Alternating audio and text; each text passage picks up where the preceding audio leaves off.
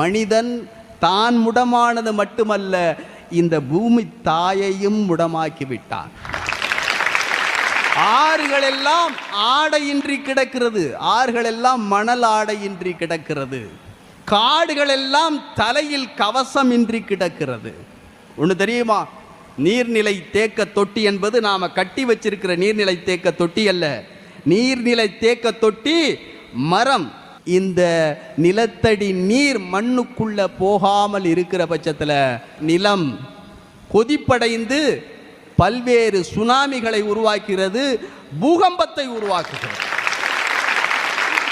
அப்ப சாதாரணமா நம்ம சுத்தமா இருக்கிறது, நெகிழி பைய பயன்படுத்துறது, பைக்கை எடுத்துக்கிட்டு பெட்ரோலை போட்டுக்கிட்டு ஓடிறது, இதெல்லாம் நம்ம சாதாரணமாக நினச்சிக்கிட்டு இருக்கோம்.